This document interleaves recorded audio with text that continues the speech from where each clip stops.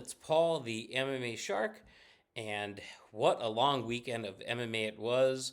I just handicapped 5 cards in 3 days, and we won them all. So, definitely some exciting news to report ahead of the PFL Championships this Friday, and of course, the big UFC Orlando next Saturday.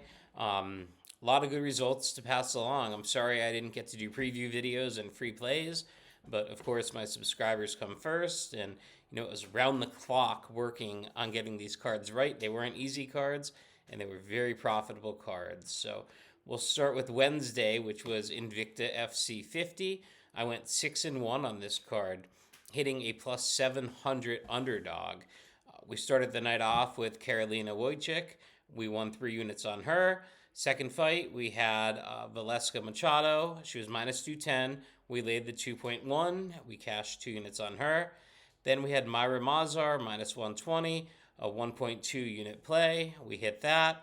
Elise Pone out of Pennsylvania, repping well, plus 725. We threw a half unit on her and cashed it.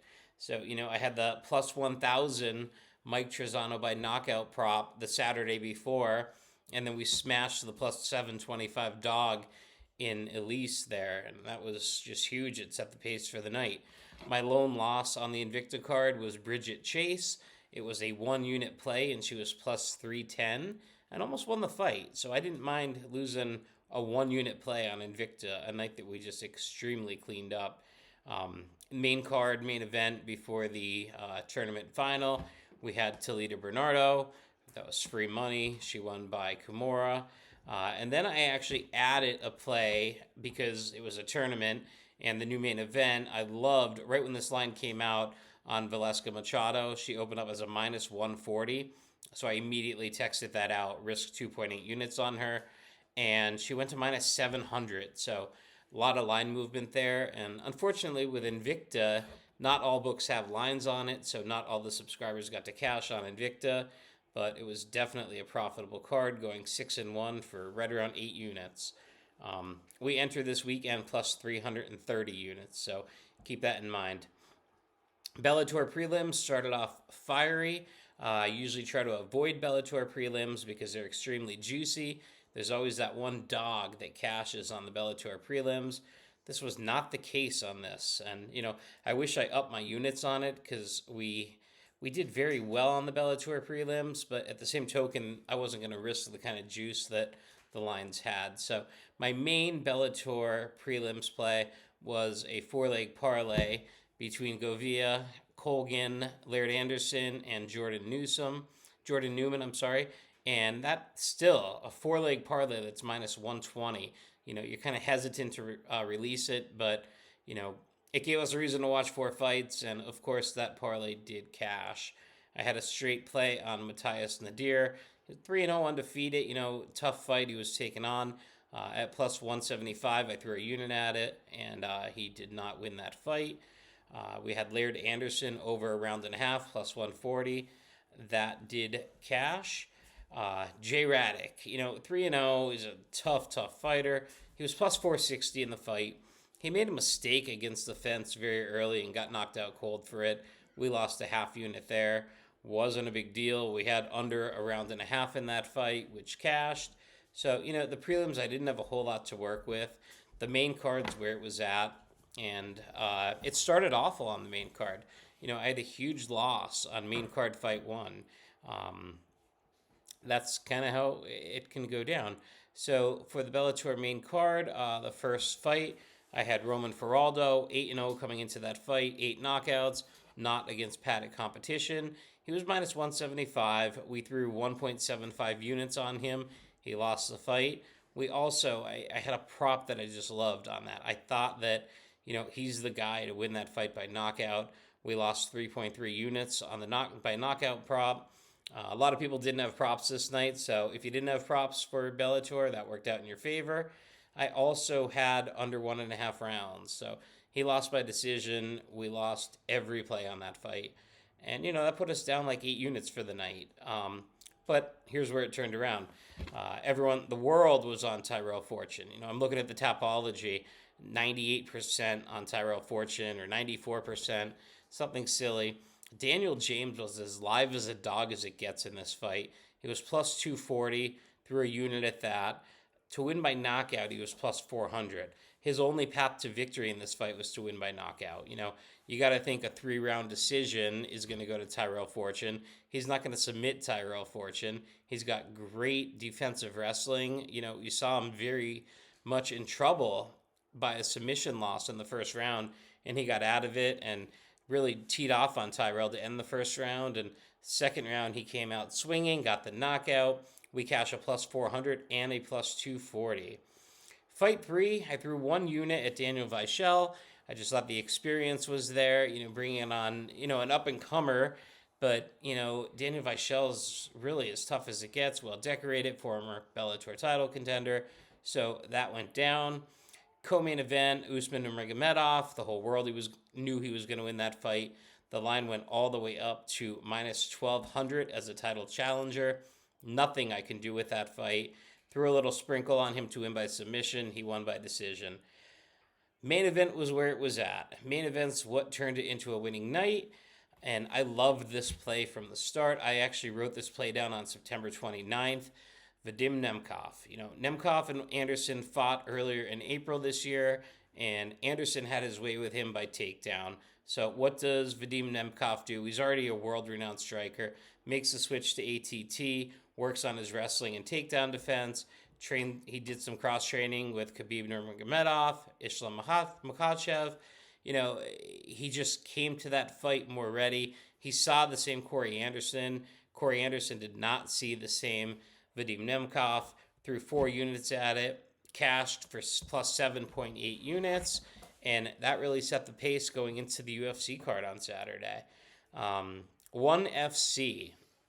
I had a lot of subscribers reaching out to me for 1FC plays. It wasn't something I planned on handicapping, but the Bellator plays were already handicapped. I went over the card. I looked at the card. My subscribers know what happened. I swept the card. So I'm not going to go into a full review of 1FC, but I picked 6-0 on 1FC. 3 straights, 3 props, all 3 cashed. 2 by knockout, 1 by decision. I called them all. And it was really with minimal effort. I put about an hour and a half into 1FC. Maybe once in a while it was a little bit of luck on that card, but really all 3 went relatively as called. UFC Fight Night. It sucked losing the Lewis Spivak fight. A lot of people asked me who I was going to be on in that fight, and the answer to that was Derek Lewis. He's just well more polished. He doesn't lose 3 in a row. I know he's getting older, but, it just takes that one shot from him. And, Spivak not finishing Olenek, lesser competition. Derek Lewis was likely going to win that fight by knockout. We'll never know. Hopefully it gets rebooked. That doesn't mean I'll be on him when it gets rebooked. There's a lot of variants that can take place, but let's talk about the fights that did occur. Fights 1 and 2. I started the night with a parlay, a plus money parlay that I don't typically do. I didn't want to lay juice on these fights. I thought that this was a solid plus money parlay. Plus 155, Natalia Silva and Brady Highstand. And, Natalia Silva really fought well. Probably lost the first round, but really showed that she's been much better in that fight. Blade is tough. Blade coming in 6-0. A lot less competition she has fought. And, I just realized what Natalia Silva did in her previous UFC fight. I thought she was definitely going to be the aggressor in the fight. And that spinning back kick she landed to get the knockout was incredible. I had her parlayed with Brady Highstand. Fernie Garcia knocks Brady Highstand into next Tuesday, 5 seconds into the fight. But Brady held his own. He survived from that. He was able to scramble. You knew the grappling advantage was there should he need it. We saw it versus Tercios.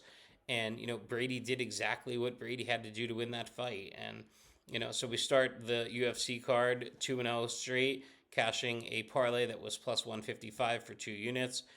Not a route I always take, but it's an approach that absolutely worked.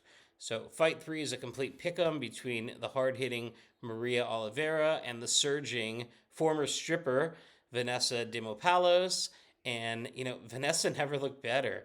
Oliveira had her moments on the feet in this fight, but Vanessa just dominated this fight start to finish. Minus 110. We threw 2.2 units at her. Uh, Most of the week she was an underdog in this fight too, but we threw 2.2 units at her and she cashed with ease. So we start 3-0.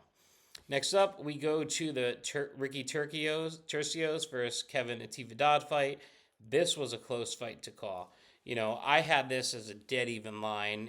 Tercios being somewhat of a fan favorite, got bet up to minus 145. I put 3.1 units on Tercios to win 3 units. And, it was a super tight fight. It was a very close fight. I personally scored it 29-28 for Tercios. And fortunately, 2 of the 3 judges did the same. We cashed Ricky Tercios, and we go 4-0 to start UFC. At this point, I'm thinking, we might be in for a big night. I also put out a 3-leg parlay that was plus 390. In that parlay was Vanessa Demopoulos, who had already won, Ricky Tercios, who had already won. My 3rd leg of that, and again, it was a plus 390 parlay, 1 unit to win 3.9, and I went 3.1 units straight on this individual, and that was Miles Johns. Another barn burner. Miles Johns is by far the better fighter, but he was so hesitant in this fight. He was coming forward, but not doing much with it. And Vince Morales was actually landing the stronger shots on this. When this went to the judges' scorecards, I was actually a bit worried. I was thinking to myself, if this is a split decision, we're not winning it. Luckily, when they said all 3 judges, I knew that Miles Johns had done enough to win it. So that was a huge win. We ended up winning a 5-unit risk on Miles Johns straight. And our parlay that was plus 390 through 5 fights on UFC. We are now 5-0. I also had a half unit on Miles Johns to win by decision at plus 180. So completely dominating start to UFC Fight Night Vegas 65. Fight 6, I'm on the dog. Give me Jennifer Maia plus 140 all day long. Female UFC fights have been nearly 100% lately. I think I'm like 92% on them. And, Marina Moraz has been awesome. She's looked great, 11-3 coming in. But if you look who Jennifer Maia had lost to, and, damn it, I wish I did a preview video last week because I would have put this out as a free play. She lost to Faro, she lost to Chikagian, she lost to Shevchenko, another loss prior to that to Carmouche and Chikagian twice. Jennifer Maia was always the play here at plus money at plus 140. So we threw a unit at Jennifer Maia to win the fight and another half unit on Maia to win the fight by decision. She almost knocked Moraz out, but she did win by decision. Through 6 fights, we are now 6-0 and hitting props and parlays left and right. Featured prelim was my single biggest fight on the card, and this wasn't a heart bet. If you're on my channel, chances are you watched the video that I did with Charles Johnson ahead of his fight here with Zumagulov. And that was an amazing fight. Zumagulov clearly 100% won the first round. No question about it. Zumagulov won the first 4 minutes of the second round, but it wasn't by inflicting a lot of damage. It was just landing a little bit more. Charles Johnson just took off in this fight with about a minute left in the second round. And, that's the impression you want to leave on the judges after a very close round. Come round 3, it was all Charles Johnson. So I risked, and Charles Johnson, he was pretty juicy in this fight. He was minus 170. So we had to throw 5.1 units at him to win 3. He's going to the judges' scorecards. I was a bit worried. Charles didn't look worried. He shook the hand of Zumagulov with 3 seconds left in the fight. He was very confident in it. He was very aggressive in the fight. And, me at home scoring it, I kind of see how it could have gone 29-28 for Zumagulov. On the betting side, obviously, I wanted it to go for Charles Johnson. And, sometimes in MMA, you got to get lucky. How many times do you put out a play or do you bet on an MMA fight where you lose a split decision? In this case, we won the split decision for another 3 units. We are now through 7 fights on UFC, and we are 7-0, completely just smoking it. The Jack Della Maddalena fight versus Danny Roberts was 100% pass from me. No bet, no play whatsoever. If I don't find value, and once in a while it's one fight per card or 2 to 3 UFC fights per month that I just don't put anything out. Listen, I'm not risking minus 900, especially against a striker like Danny Roberts. The very probable outcome of that was Della Molina to win by knockout, but that was minus 250. I'm never laying minus 250 on a prop. There's too many potentials that can happen. So, still undefeated going to the ninth fight of the night. We're 7-0.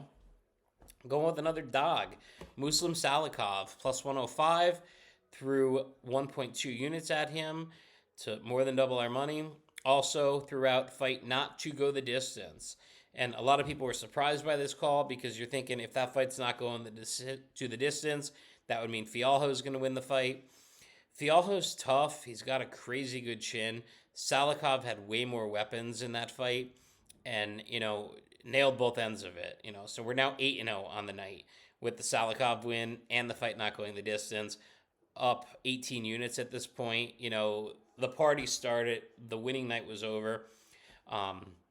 Next two fights I dropped, but I didn't love these two fights. I went with Chase Sherman, 2 units at plus 185, and I went with this strictly on the fact that Waldo Cortez Acosta, just fought Jared Vanderina 2 weeks ago, and he 77 leg kicks in that fight. So I didn't think Waldo was going to be what he was in that fight, and surprised to me as it was to you, Waldo looked unstoppable. I still am not sold on Waldo Acosta. I don't think he's that good. I don't think he's an elite UFC heavyweight. Chase Sherman is durable, and he showed that he was durable in that fight going all the way. Actually, the fight was 1-1 going to the third round, so, it really wasn't the worst plus 185 dog to take. Main event, definitely wasn't a main event. It's a fight that was barely even on my radar. Kennedy versus Ion Cutelaba. Ion Cutelaba, if he just used his head a little bit of brains in these fights, he wouldn't be on such a skid. He didn't use his brains against Johnny Walker, but I figured, he was a big favorite versus Johnny Walker. Give me him versus Kennedy at plus 150. I'm going to take that for 1.5 units. And, just if he fought with his head, he would have had the knockout in the first round. Kennedy was completely rocked against the cage, and he shot for a takedown. And I don't know why Cutelaba shot for a takedown, but he did. But all said and done, UFC went for 17.46 units. Absolutely stunning card. Anytime you start, you're at the co-main event, you haven't lost yet. I'm a pitcher throwing a no-hitter in the ninth inning. So I had no big leans. Derek Lewis was going to be a 3 or 4 unit play.